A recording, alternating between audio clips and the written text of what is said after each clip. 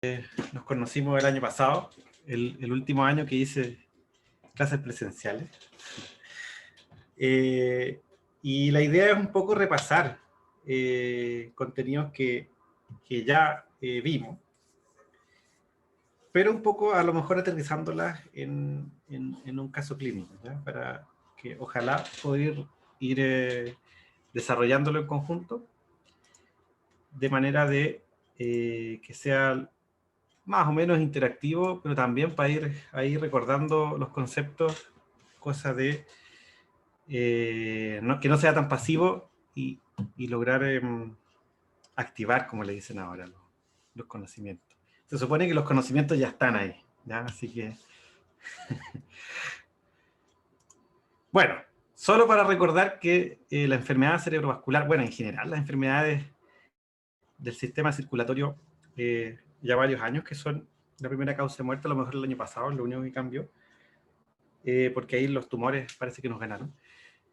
Y de las enfermedades del sistema circulatorio hay lejos dos grandes grupos, las cardiovasculares y las cerebrovasculares, como las principales causas de muerte en Chile, ¿ya?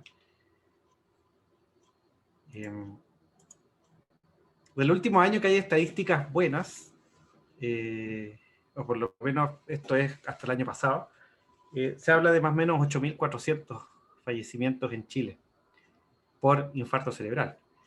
Es una de las primeras causas de hospitalización, más o menos 25.000 casos al año, lo que da un promedio de 70 casos al día. En el hospital, en particular, vemos 1 a 2, si es que no 3 casos al día. Y como les digo, el año pasado revisé y ahí los tumores nos ganaron, ¿ya? Lo cual no es muy bueno. Y después, siempre peleándose los primeros lugares, el infarto al corazón y el infarto cerebral, ¿ya? Como principales causas de mortalidad. Este año claramente la cosa se va a cambiar, pero esto es en un año, comillas, normal. Y siempre recordar que el ataque cerebrovascular es un diagnóstico clínico, ¿ya? No necesitamos más imágenes ni estudios para hacer el diagnóstico, sino que basta con un paciente con un déficit focal con un perfil vascular. O sea, alguien que se presente con un déficit neurológico agudo que apareció de un minuto a otro. O en su defecto que despertó con el déficit, ¿ya? Es como el caso, el segundo caso. Es un cuadro brusco en la mayoría de los casos, habitualmente de máxima intensidad al inicio, o sea, esto parte y parte grave. Algunas veces parte y empeora. Y siempre rápidamente dentro del perfil vascular, o sea, siempre dentro de minutos a horas, ¿ya? Habitualmente síntomas negativos, o sea, el paciente deja de hacer algo o no puede hacer algo producto del cuadro, y generalmente en un paciente con factores de riesgo cardiovascular. ¿Ya? Ahí lejos el tabaquismo, la hipertensión, como principales factores de riesgo para estas enfermedades. Esto es lo que tapa las arterias, ¿ya? Y de hecho esto es una imagen de la vida real de un trombo que sacó el colega Rivero, ¿ya? Hace algunos años. Y esto es lo que produce el cuadro, ¿ya? ¿Y por qué es tan importante conocer? Porque nosotros somos, o nosotros, el cerebro lamentablemente es el principal órgano donde afectan los trombos, porque las arterias son chiquititas, ¿ya? Aquí hay una arteria cerebral media, una arteria cerebral anterior y posterior, una arteria descendente anterior y una arteria femoral. Ese es el tamaño del trombo, y justo es el tamaño más o menos de las arterias cerebrales. Entonces, el primer lugar en donde vamos a tener un impacto clínico grave, producto de una oclusión de una de estas arterias. Entonces vamos viendo ahí con un casito cómo se van dando las cosas y cómo podemos ir desarrollando el cuadro del infarto cerebral a medida que van ocurriendo las cosas. Entonces vamos a ponernos en un caso masculino de 70 años, coronario o cardiópata coronario, tiene un bypass, hipertenso, obeso, y pese a que tuvo ya un infarto y un bypass, sigue fumando, cosa que no es infrecuente. Está en tratamiento con doble antiagregación plaquetaria con clopidogrel perdón, está solo con clopidogrel y atorvastatina, pensé que decía aspirina, y es autovalente para las actividades de la vida diaria. ¿Ya? O sea, la verdad es que es un paciente no muy infrecuente de encontrarse. Y que consulta por una pérdida súbita de fuerza, perdón, de la conciencia, y caída a nivel mientras realizaba labores de jardinería en su casa, a las 9:30 de la mañana.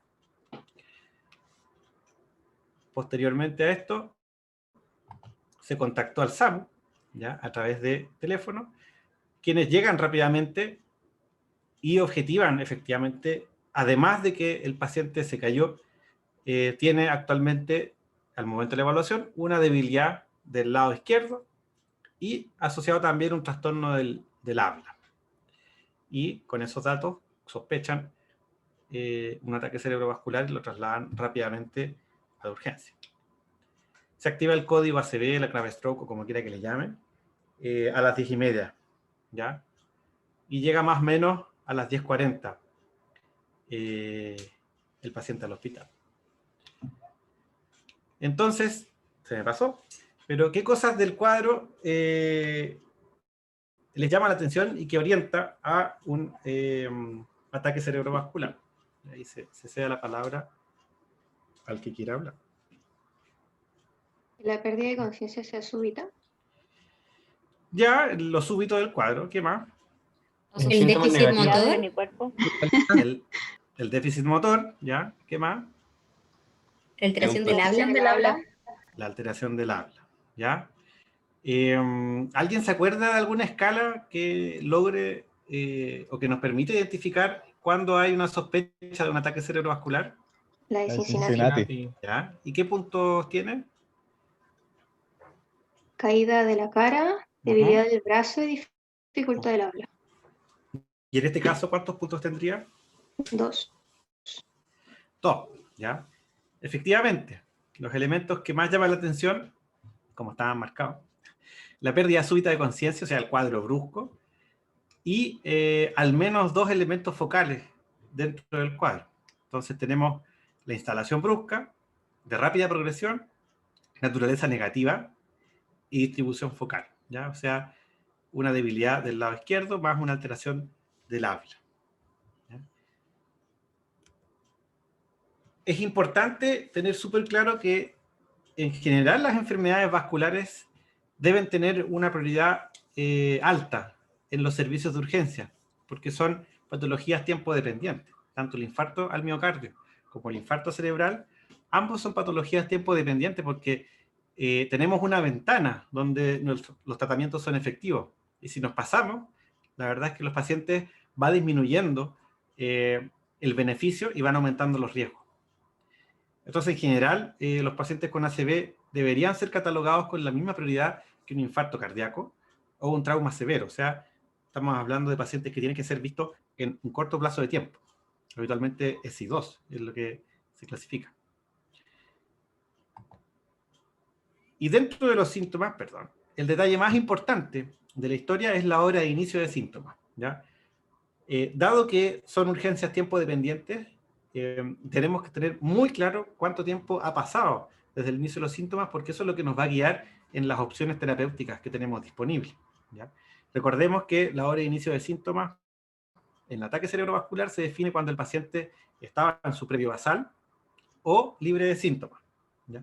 Y que esto no siempre es tan fácil, porque, por ejemplo, un paciente que despierta con los síntomas va a ser la última vez que se vio bien, o sea, que se vio asintomático, que puede ser cuando se acostó o en la noche si es que se levantó a alguna actividad durante la noche.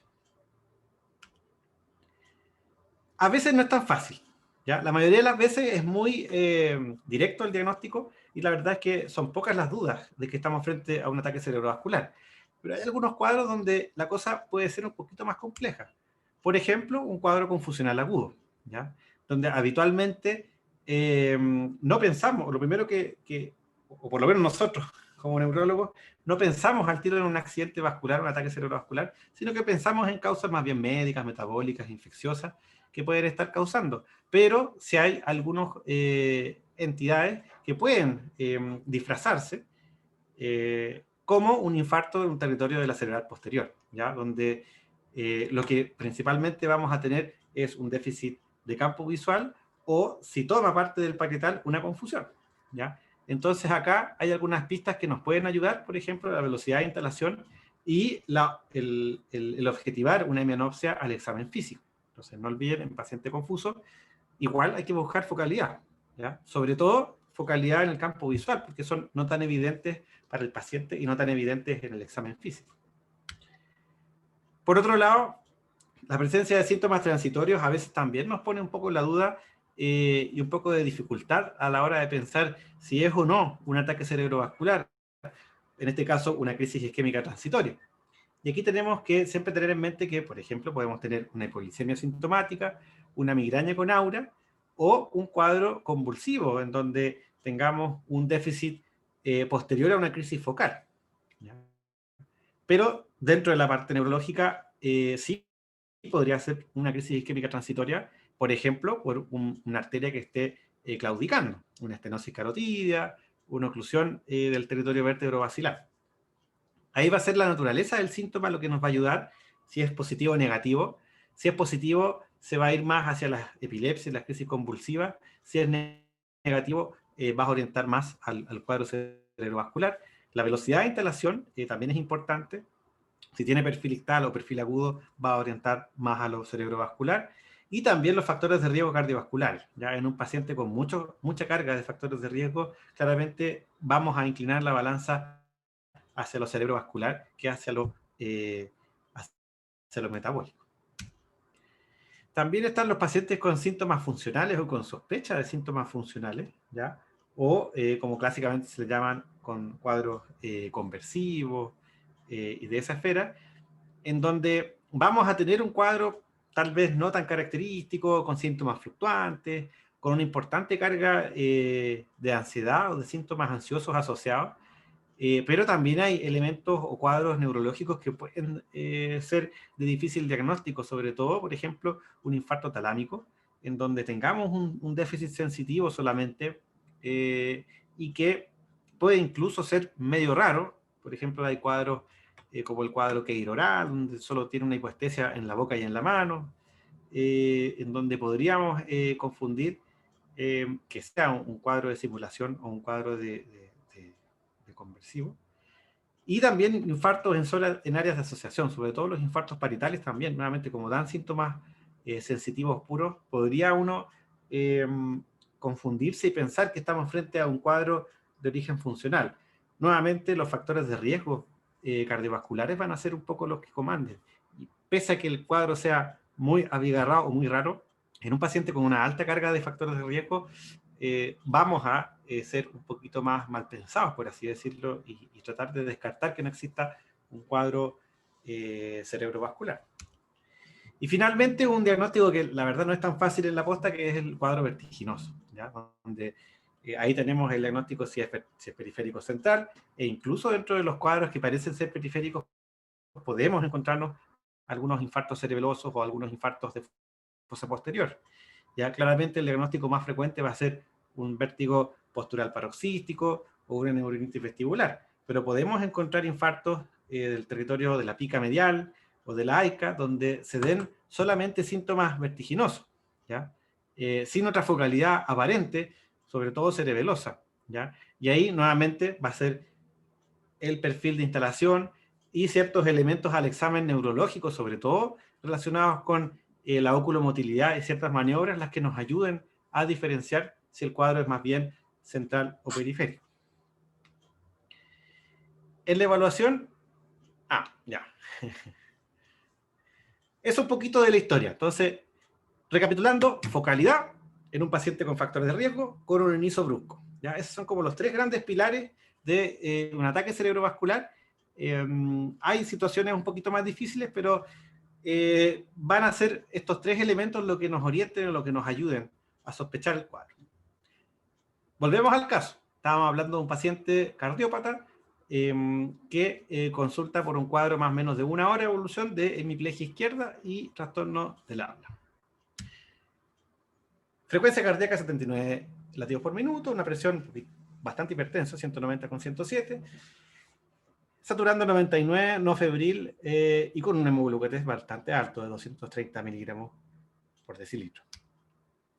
Entonces, a la evaluación nos encontramos con un paciente que está despierto, atento, orientado, describe su historia, nomina, repite y comprende, tiene una disartria moderada, o sea, ahí tiene su alteración del habla, y tiene una parálisis de cara, brazo y pierna del lado izquierdo, armónico, o sea, tanto el brazo como la pierna están afectados de la misma forma, N0, hemiplegia, con una hipoestesia, o sea, también con un déficit sensitivo del mismo lado, y que le da un puntaje de 17 puntos en la escala del NIH.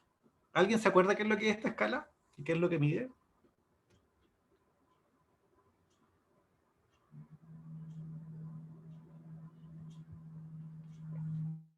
¿Era para cuantificar el déficit neurológico? Justamente.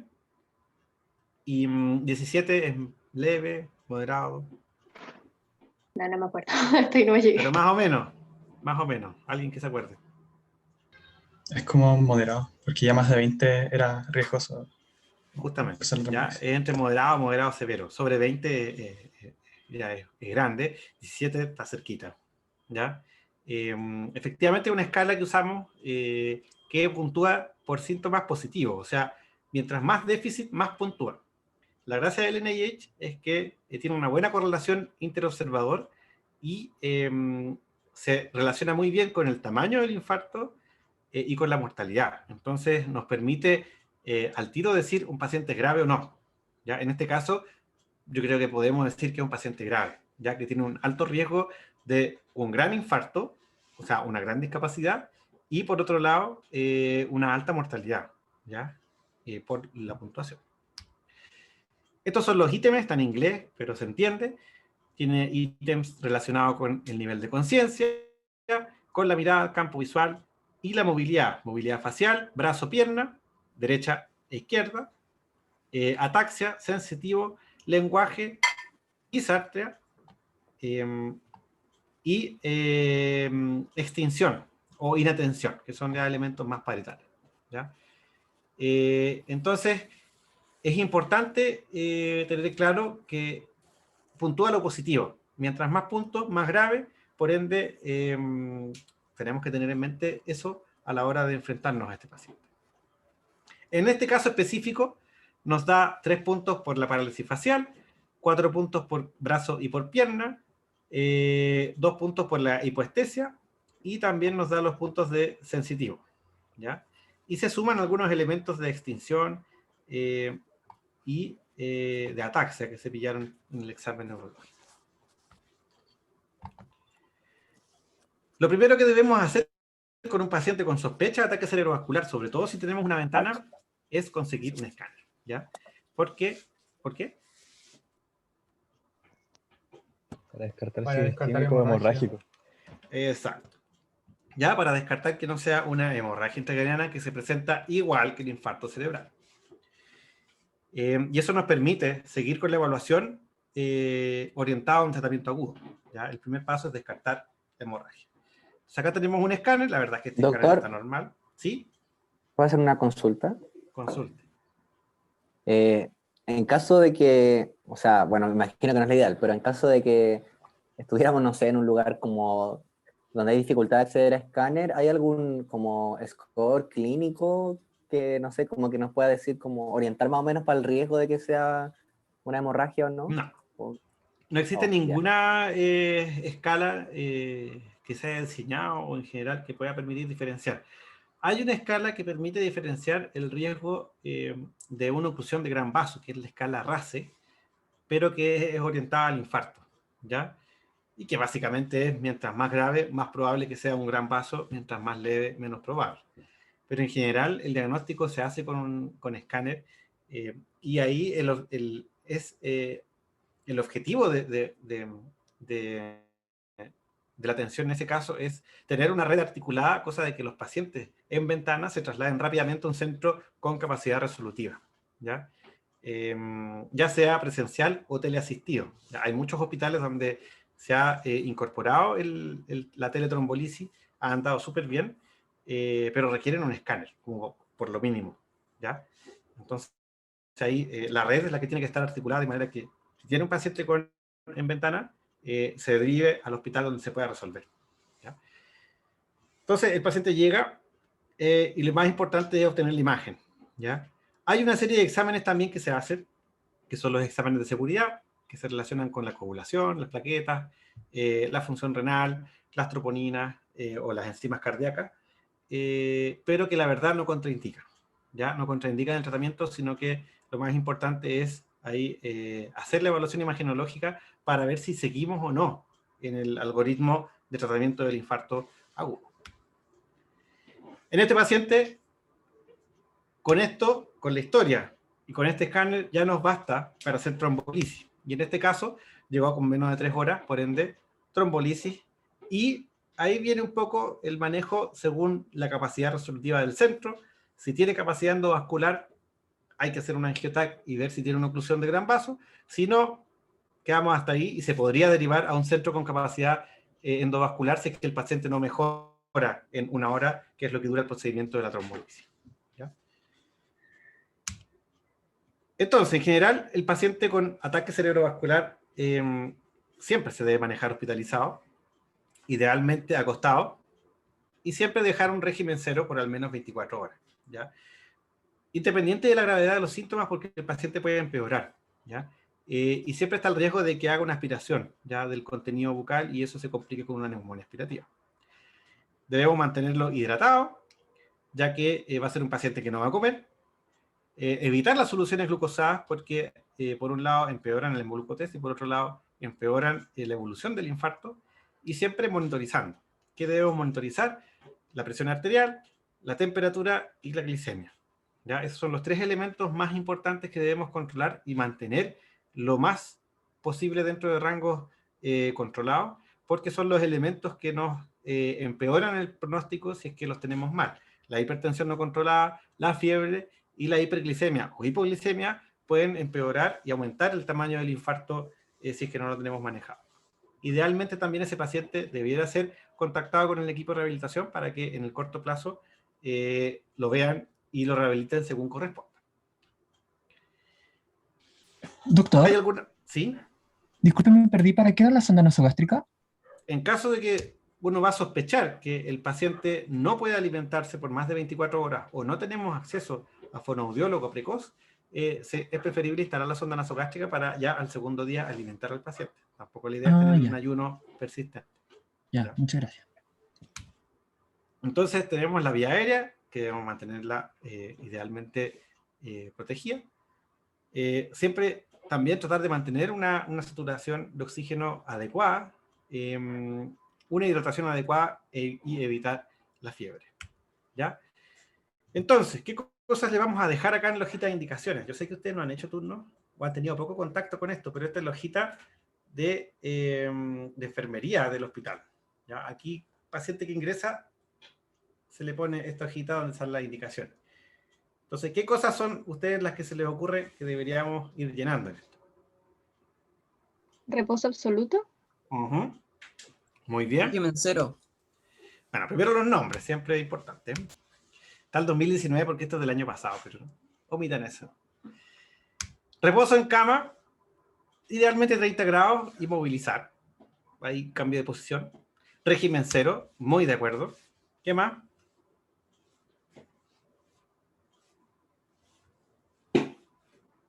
¿Sonda nasogástrica? Tenemos que ver si le instalamos o no, contención física SOS, idealmente un ciclo cada 6. Ahí depende del déficit si le instalamos o no. En general, en déficit graves, moderados a graves, preferimos instalarla de entrada porque sabemos que ese paciente va a ir a una disfagia o tiene alto riesgo de ir a una disfagia y por ende vamos a necesitar más adelante la instalación o la alimentación. Doctor. Por vía no oral, ¿sí? En la parte de movilizar, ¿uno indica como cada cuánto movilizar? No, eso según los protocolos de cada unidad. Ya, eso está establecido en cada unidad. Sí. Ya, y de las indicaciones ya farmacológicas, ¿qué cositas habría que ir dejando?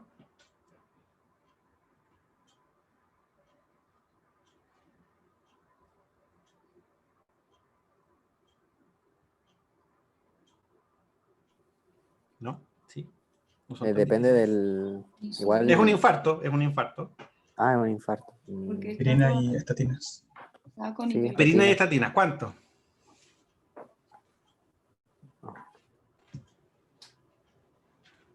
No sé. ¿Alguien sabe? Dosis máxima, no sé. Un gramo. Estatina. No, no sé, estoy preguntando. ¿Cuánto? Aspirina Ay, creo que 150 miligramos y ¿Perdón? creo que la aspirina de mantención son como 250 miligramos o algo así. Entre 100 y 250 miligramos, la verdad. Sí. ¿Y? Y la atorvastatina dicen que en dosis alta, pero la dosis alta igual es relativa, entonces creo que entre 40 y 80 miligramos. por ahí, no sé. Efectivamente, habitualmente los primeros días lo dejamos en 80, pero sí, entre 40 y 80 miligramos. ¿Qué más le dejarían? Aparte de eso, que está muy bien.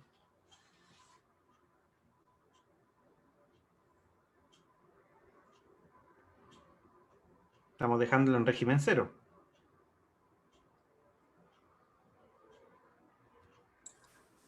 ¿Suero fisiológico? Ujú. O Hay que dejarle glucosado, algo de dependiendo. agüita para que no se seque. Fisiológico, ¿ya? Si tiene un infarto cerebral, preferible fisiológico, por lo que les comenté de la glicemia. Ya el glucosado se nos pierde un poquito el control de la glicemia. Fisiológico, ahí según mantención, habitualmente, bueno, ahí hay sistemas para calcularlo, pero entre 1000, 1500, según un poquito el peso y las comorbilidades. ¿Qué más dejarían?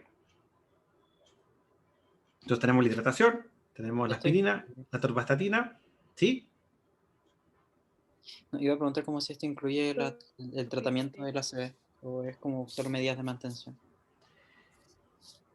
Me Es refiero que, a si este es isquémico, no sé, por la trombólisis, como la streptokinasa y esas cosas. no, pero esto ya después. Eso es ya. después. Ok. O sea, eso es aparte, eso es indicación de neurólogo. Estamos hablando acá de médico general. Anticoagulación. ¿Ya? ¿De qué tipo? Creo que heparina de bajo peso molecular. ¿Ya? ¿Y en O qué dosis? clopidogrel. Ah, no, es un antiagregante. No recuerdo exactamente. Y después se iría instaurando el taco, porque creo que el taco se demora más. Ahí depende de la causa, ¿ya? No todos los pacientes tienen que anticoagularse de entrada, de hecho, la mayoría no se anticoagula de entrada, sino que hay que buscar la causa. Y de hecho, cuando hay un infarto cerebral, hay un riesgo de que el infarto sufra transformación hemorrágica con los anticoagulantes. Y ahí, en general, esperamos 1 o 2 semanas antes de anticoagular si hay una causa demostrada. Pero sí podemos aplicar una anticoagulación profiláctica por el tema de dismovilidad. De ahí sí estoy de acuerdo. Podemos usar heparinas no fraccionadas o heparinas de bajo peso, pero en dosis profiláctica. Ya, perfecto, gracias. El clopidogrel, en general, Doc, no. una Si vamos a duda. usar aspirina, nos quedamos con la aspirina. Hay algunos pocos casos donde usamos doble antiagregación, pero esos son más de indicación del especialista. ¿Sí? Una duda. Si se hiciera trombólisis, ¿también se tendría que retrasar la indicación de anticoagulante o no? Sí. Con trombólisis hasta 24 horas, el inicio de antiagregantes y anticoagulantes. Ya. Entonces, le dejamos su suerito, en este caso le dejamos 1500 en 24 horas, le dejamos su aspirina, 100 miligramos, entre 100 y 250, aquí habla de ese rango. Le dejamos su atorvastatina, también entre 40 y 80, preferimos dejar 80 los primeros días. Ojo con la presión, también hay que dejar un medicamento en SOS, ¿ya? En el caso del infarto, podemos ser un poco permisivos, necesitamos una hipertensión permisiva, hasta valores de 220 con 120. Así que habitualmente nos manejamos con el captopril, ya sea sublingual u oral, a diferencia de las hemorragias. En las hemorragias somos bastante más estrictos y ahí usamos el labetalol, que es endovenoso. La heparina, en este caso, es profiláctica, y el hemoglucotest, ya estamos dejando al paciente en régimen cero y con suerito, entonces tenemos que vigilar cómo andan las glicemias, porque se nos pueden ir para arriba o para abajo, ¿ya? Idealmente, cada 4 o 6 horas el primer día. Paracetamol en caso de fiebre, súper importante esta indicación, ¿ya? Porque nos puede pasar y tenemos que manejarlo de forma empírica, ya vamos a ver un poquito más, ¿ya? Entonces, una vez que hemos diagnosticado el infarto y que lo hemos trombolizado o no, igual el principal rol es fomentar la neuroprotección, o sea, evitar que producir más daño, producto de una mala evolución del infarto, ¿ya? Y ahí lo principal es las complicaciones médicas, ¿ya? Lejos son las más frecuentes en los infartos cerebrales, de frecuencia variable, pero en general son bastante frecuentes de encontrar, ¿ya? Lo ideal es ingresar a los pacientes a una unidad específica, como un UTAC o similares, y en este caso, volviendo al caso, ingresó en Glasgow 15, hasta seguía vigil, y tenía su debilidad del hemicuerpo izquierdo, que ya iba mejorando porque se trombolizó, ¿ya? De M0 pasó a M3. Entonces, tenemos que siempre anticipar, evitar y tratar precozmente las complicaciones médicas que puedan aparecer. Por un lado, la nutrición y la hidratación, ¿ya?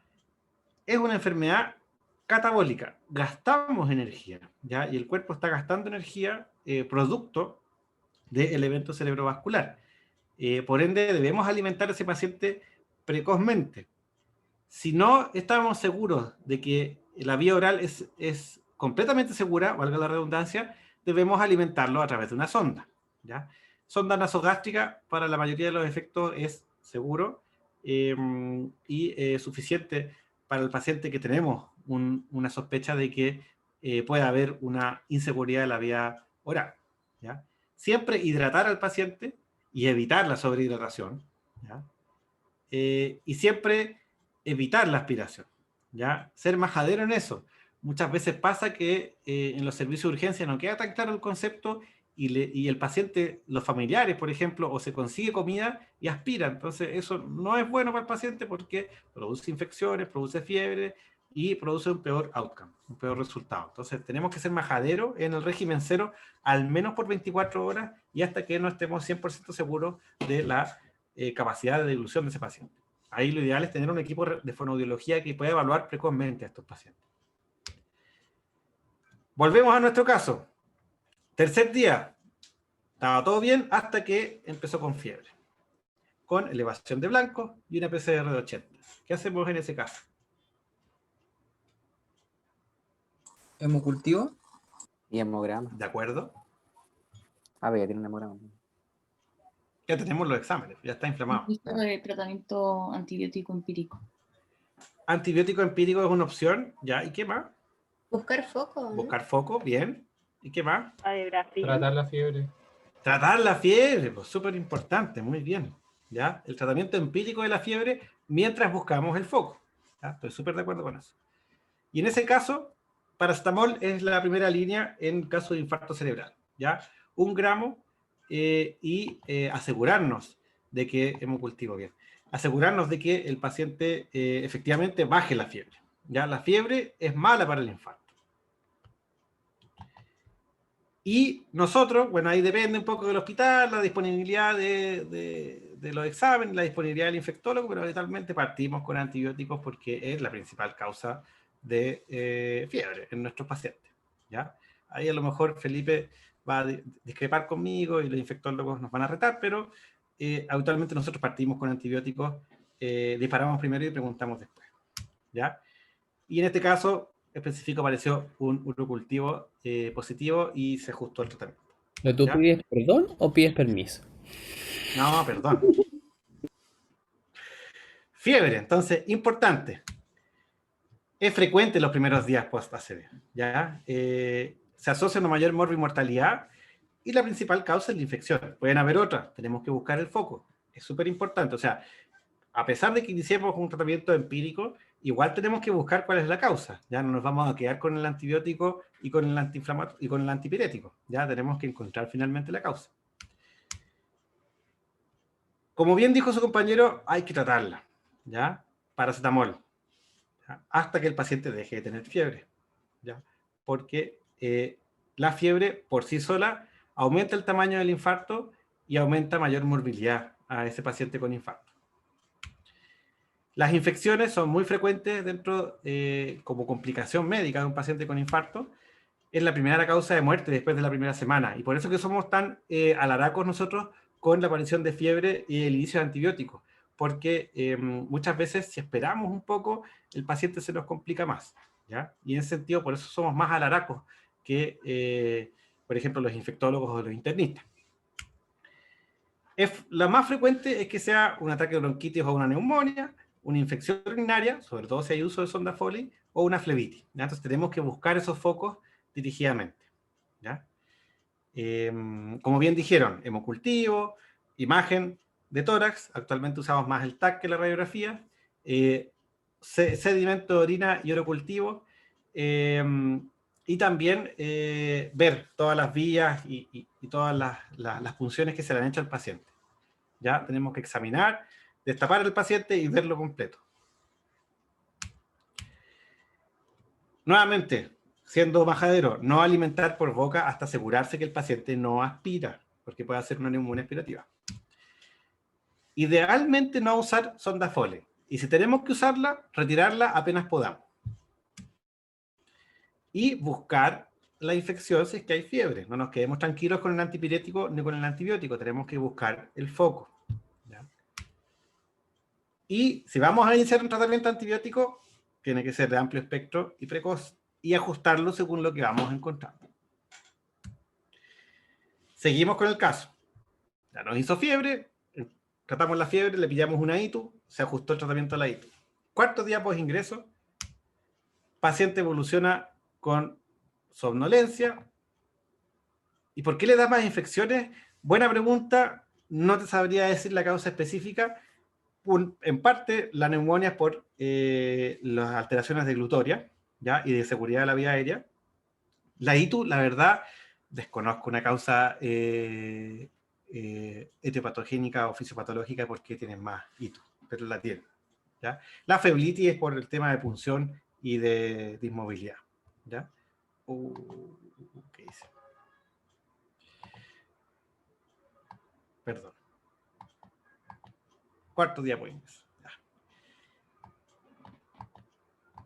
Entonces, paciente evoluciona con somnolencia, inatención, disminución de la movilidad del hemicuerpo izquierdo que había recuperado y mayor compromiso de reflejos protectores de vía aérea. O sea, se nos está echando a perder el paciente. ¿Qué es lo primero que tenemos que hacer? Ir a ver el ciclo. ¿Por qué? Porque podría haber una de las otras complicaciones que aparecen en estos pacientes. Vemos que en la mañana de ese día estaba con buenas presiones, una frecuencia cardíaca adecuada, sin fiebre, saturando normal, un hemoglucotés de 120, dentro de todo está bueno, y con un Glasgow 15 y un EVA 0. Pero a la hora que nos tocó verlo, y que es cuando se echó a perder el paciente, que fue a las 12, encontramos este ciclo. ¿Qué les llama la atención de esto? Está hipotenso y taquicárdico. Justamente. Y el Glasgow está disminuido también. Se nos comprometió conciencia y le bajó la presión, ¿ya? Y esa es una de las complicaciones frecuentes que ocurren en nuestros pacientes con infarto, la hipo y también la hipertensión arterial, ¿ya? Es frecuente, más frecuente, perdón, la hipertensión que la hipotensión, pero puede ocurrir, ¿ya? ¿Y por qué? Es porque se pierde la autorregulación, ¿ya? Como es una enfermedad hipercatabólica, el organismo tiende a tirar todo para arriba. Por ende, se produce hiperglicemia compensatoria y se produce una hipertensión compensatoria. ¿Por qué? Para tratar de mantener la perfusión cerebral adecuada, ¿ya? Cuando hay un infarto o una injuria cerebral, se pierde la capacidad de los vasos sanguíneos cerebrales de regular el tono en base a la presión arterial, ¿ya? Y por ende, el cuerpo tiende a hipertensar para evitar caída. Por ende, el paciente se vuelve muy susceptible a eventos o a causa o a fenómenos donde baje la presión, ¿ya? Y esto puede traer empeoramiento clínico del paciente como vimos en este caso, ¿ya? Recordemos que normalmente nuestra presión o nuestra presión de perfusión cerebral o nuestro flujo sanguíneo cerebral, más bien dicho, se mantiene constante frente a distintos rangos de la presión arterial media, ¿ya? Por esta autorregulación. Si baja la presión, los vasos sanguíneos se dilatan. Si sube la presión, los vasos sanguíneos se contraen. Cuando hay infarto, hemorragia o una injuria cerebral, esto se pierde y se vuelve directamente proporcional. Entonces, el flujo sanguíneo cerebral se vuelve directamente proporcional a la presión arterial media, por ende, no debemos bajar o debemos evitar que baje la presión arterial, porque eso nos trae hipoperfusión cerebral y se nos puede complicar el paciente, ¿ya? Entonces, debemos estar monitorizando, debemos evitar que baje la presión. En el infarto cerebral siempre tenemos que tender, sobre todo los primeros días, a una hipertensión permisiva, excepto si hay una complicación médica producto de la hipertensión, un edema pulmonar, una arritmia, etc. Si tenemos cifras tensionales muy elevadas, como es el rango superior, que podemos de 220 y 120, o cuando trombolizamos al paciente, que ahí nos bajamos un poquito el rango a 185 con 110, ¿ya? Porque ahí existe riesgo de transformación hemorrágica cuando hay una reperfusión o cuando hay una presión muy alta, ¿ya? Entonces es importante en el paciente con infarto cerebral que no baje la presión tanto, porque eso empeora al paciente porque produce isquemia cerebral. Si tenemos hipertensión, tenemos que usar algún antihipertensivo. Lo que más usamos es captopril sublingual como primera línea, y si no, nos tenemos que pasar a lo parenteral, y ahí tenemos el labetalol. Ojo que en infarto cerebral, cuando manejamos la hipertensión, no es tan brusco, sino que nos ponemos un límite de entre un 20 a un 30% en 24 horas. ¿Ya? No es que tengamos que normotensar al tiro a ese paciente, sino que de a poquito tenemos que ir bajando la presión hasta el rango adecuado, que en caso de infarto es 220 con 120, o en el caso de trombolisis 185 con 110. ¿Ya? Entonces no es como que tengamos que correr a bajar la presión, sino que de a poco tenemos que bajarla, porque también, si lo hacemos muy brusco, puede producir un deterioro neurológico.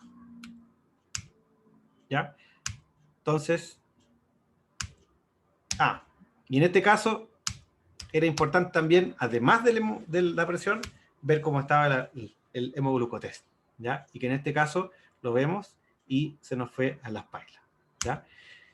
La hiperglicemia y la hipoglicemia también son elementos bastante perjudiciales en un infarto cerebral, ¿ya? Los dos aumentan el riesgo de un peor pronóstico, ¿ya? Y lo ideal es tener controlado entre 100 y 140, más o menos es el rango que nos interesa mantener. Sobre 150 ya no nos gusta mucho, porque ya se aproxima a los rangos donde puede haber daño, ¿ya? Aumenta el tamaño del infarto, aumenta la mortalidad y aumenta el riesgo de transformación hemorrágica de ese infarto, ¿ya? Entonces seguimos con el paciente, séptimo día post-ingreso. Aumento de volumen doloroso de la extremidad inferior izquierda con empastamiento. ¿Qué le puede haber pasado a ese paciente? Una trombosis venosa profunda. Una trombosis venosa profunda.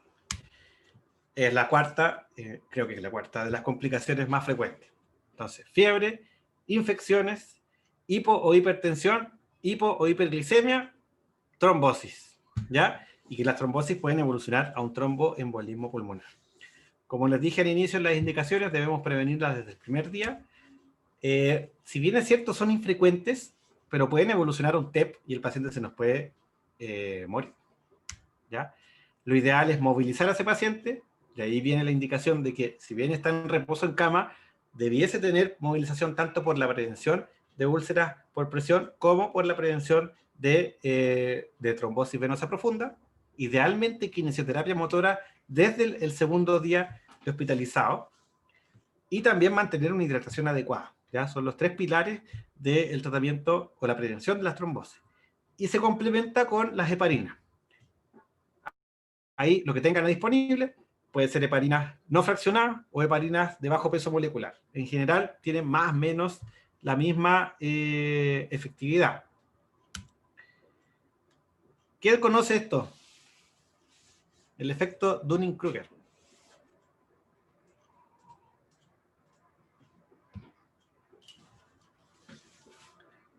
¿Nadie? Es como eso de cuando uno jura que sabe todo y después se da cuenta que no sabe nada. Justamente. ¿Y por qué se los pongo? Porque ustedes están acá, ¿ya? Con esta clase ustedes juran que van a saber todo del ACV, pero no. Esto es solo una pincelada, es el comienzo, pero la idea es que se mentalicen en las cosas importantes, pero también mantengan la mente abierta a mantengan la mente abierta a el aprendizaje y a que pueden pasar cosas inesperadas en los pacientes, sobre todo con los pacientes con enfermedad cerebrovascular, ¿ya? Si bien la mayoría tiene una evolución más o menos constante, en donde luego del evento cerebrovascular tenemos una recuperación lenta, tenemos que el paciente puede o no desarrollar complicaciones que son más o menos conocidas, se nos puede ir todo al a la B, la verdad es que rápidamente. Así que tenemos que estar siempre pendientes de nuestros pacientes e idealmente vigilarlos de forma más o menos constante, ¿ya? Junto con esto, que es el tratamiento agudo, hablarles un par de palabras, que me quedan unos minutitos, de las causas, ¿ya? Recuerden que tenemos causas que van desde el corazón hasta los vasos chiquititos del cerebro. Lejos, las principales causas en Chile son cardioembolías y las enfermedades de pequeño vaso, ¿ya? Esas son las causas más frecuentes. Detrás de eso tenemos la ateromatosis de grandes vasos, que no es tan frecuente, pero existe. Y después tenemos ya las enfermedades más raras, sobre todo en pacientes más jóvenes, ¿ya? Todo paciente debería tener al menos una historia médica, una evaluación de los factores de riesgo, exámenes generales, un escáner y al menos un estudio de vasos y cuello. Esto para descartar la estenosis de arterias cervicales y definir si tiene indicación quirúrgica o no. Y ya, según el caso, vamos agregando otros exámenes, como por ejemplo un estudio cardiológico con un ecocardiograma, un holter de arritmia. En algunos casos hacemos resonancia y angioresonancia o Doppler transcraniano, según lo que vamos encontrando, ¿ya? Como les dije, en Chile, lejos las principales causas embólico y de pequeño vaso, y esto se repite. Este es el estudio PISIS en Iquique, en un hospital público, y este es la casuística de la Católica, en un hospital privado. Y acá también encontraron más o menos lo mismo, embólico, lacunar, encontraron alto trombótico, pero yo creo que eso es un sesgo del centro. Ya la verdad es que nosotros nos parecemos bastante más al PISIS que a la Católica. En general, el estudio es más o menos escalonado, ¿ya? Y vamos viendo las causas que van apareciendo. Habitualmente tratamos de hacerlo más completo en todos los pacientes, porque si bien es cierto, hay ciertos perfiles clínicos que calzan con ciertas etiologías, de repente nos encontramos con sorpresas. Por ejemplo, nos encontramos con infartos lacunares que vienen de una cardioembolía y que tienen indicación de anticoagulación, por ejemplo, ¿ya? Entonces, tratamos de hacer el estudio lo más completo, ya sea hospitalizado o en el seguimiento, ¿ya? Y hacemos estudio cardiológico, estudio arterial, o, según el caso, ampliamos a otras causas, ¿ya? Como les dije, la etiología embólica es una de las que más tenemos pendiente, porque también es una de las donde el tratamiento es más efectivo. La anticoagulación logra disminuir drásticamente el riesgo de recurrencia, ¿ya? El riesgo de recurrencia de, por ejemplo, la fibrilación auricular es más o menos de un 12% al año, y que baja a un 4% con tratamiento anticoagulante, lo cual es uno de los tratamientos en infarto más significativos. Y habitualmente cuando es una etiología cardioembólica es de origen cardíaco, ¿ya? Ahí hay ciertas pistas, por ejemplo, la presencia de infartos en múltiples territorios, ¿ya? O con distinta temporalidad. Por ejemplo, si vemos un escáner y tenemos un paciente con un infarto agudo, pero tenía más encima un infarto en el otro hemisferio antiguo, ya nos empieza a saltar alarmas de que podría ser algo cardioembólico. Y esto porque en el fondo los émbolos están llegando a cualquier lado. Lo buscamos a través de evaluar el ritmo cardíaco y buscar alguna cardiopatía estructural. Idealmente con electrocardiograma, holter de arritmias o un monitoreo prolongado. Y también con un ecocardiograma al menos transtorácico. Hartas causas pueden producir una cardioembolía. Lejos, la más frecuente es la fibrilación auricular, ¿ya? También el flutter y las taquicardias paroxísticas, pero son casos menos frecuentes, pero lejos la fibrilación auricular es la principal de las causas cardioembólicas, ¿ya? Tenemos cosas más raras, como por ejemplo, hemos encontrado mixomas, sobre todo en pacientes jóvenes, hemos encontrado forámenes oval permeable, también en pacientes jóvenes, hemos encontrado endocarditis marántica, también en pacientes jóvenes, también endocarditis infecciosa, sobre todo si hay antecedentes de uso de droga. En general podemos encontrar de todo, ¿ya? Pero lejos lo más que hay que buscar es la fibrilación auricular.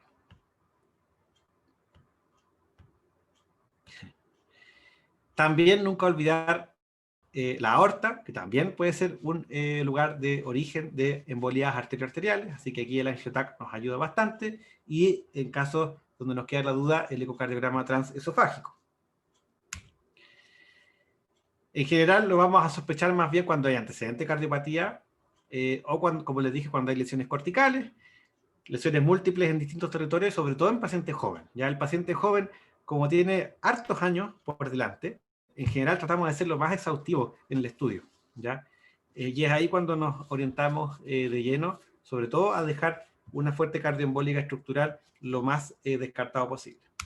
También cuando el resto del estudio resulta normal, ¿ya? Y ahí están los famosos ESUS o infartos de origen desconocido, donde también hay una proporción, si bien no son todos, que pueden ser FA paroxística.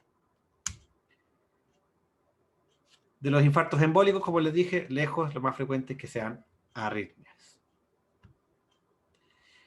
Y en segundo lugar tenemos los lacunares, que son la oclusión de estas pequeñas arterias intracerebrales, que dan cuadros clínicos característicos como déficit motores o sensitivos puros, y donde hemos descartado al menos una enfermedad de gran vaso. O sea, por lo menos tenemos un Doppler o un angiotac que nos descarta una estenosis de vasos del cuello, ya sea anterior o vertebrovascular. ¿Ya? Y en estos casos tenemos estos infartos profundos, que son a nivel de la cápsula interna, a nivel de la corona radiada, a nivel del tálamo, de los ganglios basales o del puente. ¿Ya? Son los sitios típicos de infarto lacunar o de enfermedad de pequeños vasos. Estas son las pequeñas arterias, las arterias perforantes que surgen de las grandes arterias cerebrales y que son las que cuando se tapa una de estas arterias genera un infarto chiquitito y que produce un cuadro clínico muy característico producto de que las fibras están juntas. Y finalmente la aterosclerosis de grandes arterias siempre la buscamos, no siempre la encontramos y principalmente la buscamos a nivel carotidio porque es la que tiene indicación quirúrgica, ya una estenosis mayor al 70% con un infarto tiene indicación de tratamiento ya sea con endarterectomía o con stent carotidio, lo que tengamos disponible y según el tipo de paciente lo que le sea más seguro. Y ahí habitualmente lo buscamos o con Doppler o con angiotac, según lo que tengamos disponible en el hospital. Es importante también no olvidar las medidas preventivas del tratamiento de prevención secundaria. El tabaquismo, control de la hipertensión, control del colesterol, ¿ya? Y el tratamiento preventivo según la causa que hemos encontrado, ya sea aspirina o anticoagulante, y la adherencia a ese tratamiento. Es fundamental a ustedes como médicos generales que les puede tocar, por ejemplo, en APS, controlar al paciente que ha salido del hospital, insistir en la adherencia al tratamiento preventivo, insistir en dejar de fumar, insistir en controlar la presión y los factores asociados. Última diapositiva, y los últimos minutos que me quedan de esta clase son las causas raras, que habitualmente las vamos a pensar en pacientes jóvenes o pacientes sin factores de riesgo. Tenemos aquí las disecciones arteriales, sobre todo cuando hay antecedentes de trauma o movimientos cervicales bruscos. Tenemos el vasoespasmo, cuando tenemos antecedentes, por ejemplo, de uso de drogas o de uso de fármacos que tengan algún efecto vasoactivo, la ergotamina, por ejemplo. Tenemos también las neoplasias ocultas, ¿ya? Y cuadros de trombofilias adquiridas, ¿ya? O de estados de hipercoagulabilidad adquirida, ¿ya? Sobre todo cuando hay múltiples infartos en un mismo paciente. Tenemos también menos frecuentes las arteriopatías inflamatorias, ya como las vasculitis o las infecciones.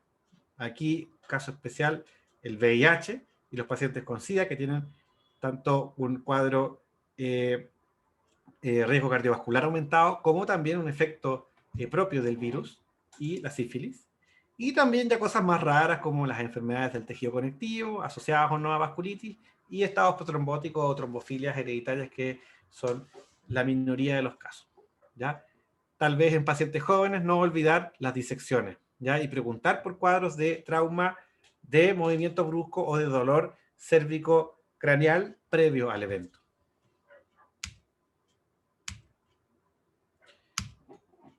Eso es un poco lo que les quería comentar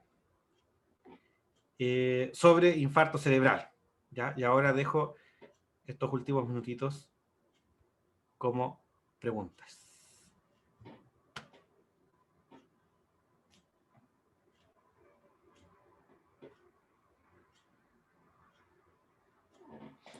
A mí me queda una duda Diga. sobre la parte nutricional.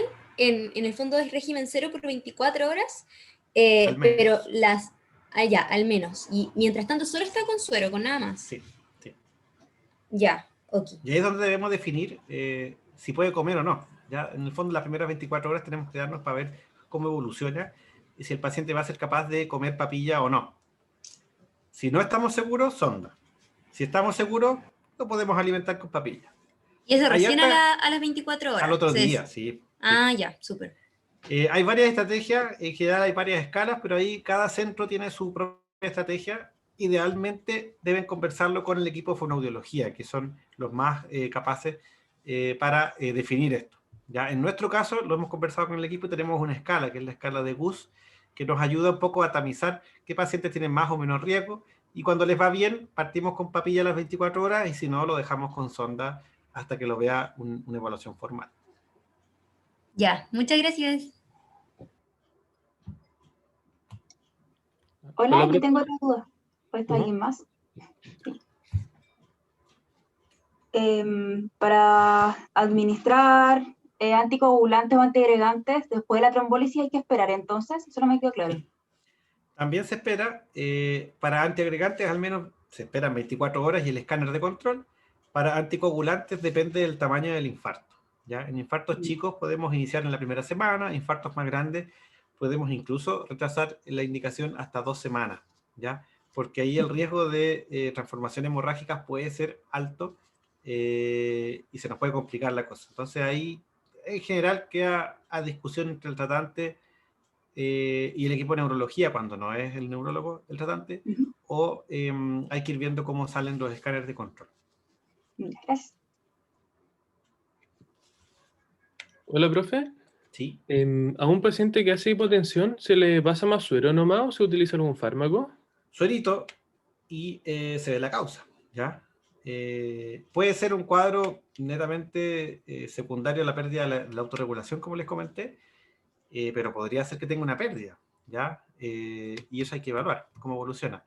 La mayoría de las veces cede con suero, pero claro, si la hipotensión ya es más grave, podría incluso requerir algún apoyo, pero ahí ya necesitamos habitualmente la cooperación de ya colegas de UPC. Ya si la hipotensión se hace más refractaria, ahí ya lo evaluamos en conjunto con el equipo UPC para definir el tratamiento. Es raro que ocurra, ya es raro. Profe, y en base a esa misma pregunta, quería saber, por ejemplo, si es que en el paciente creo que estaba con clopidogrel. Antes, sí. Sí, ¿no es cierto? Y en ese caso, si hubiese hecho una hipotensión, ¿era conveniente retirar el fármaco?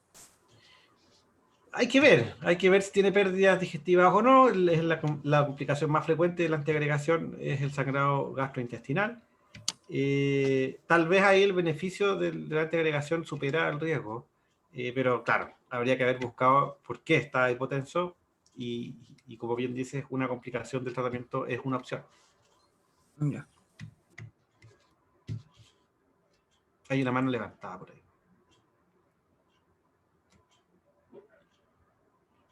Hola Doc, yo tenía una pregunta sobre la escala NIH, como qué tan necesaria es, porque si retrasa la neuroimagen me imagino que quizás no se hace o cómo puede ser. Es rápida, no nos demoramos nada. A ver, en un código ACB la verdad es que todo lo hacemos rápido, ya, y no lo hacemos así en detalle, sino que vemos ya el brazo, la pierna, la cara, vámonos a escáner, ya, una app.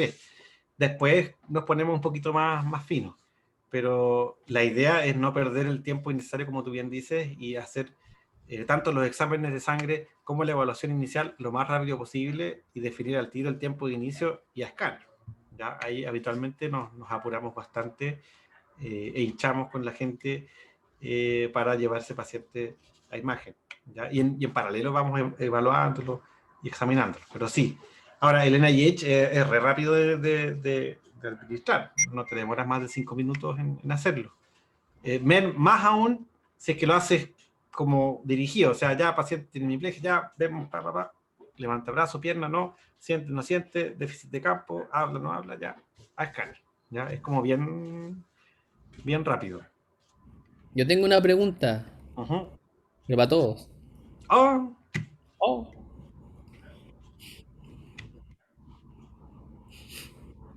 también. Ah, no, yo no.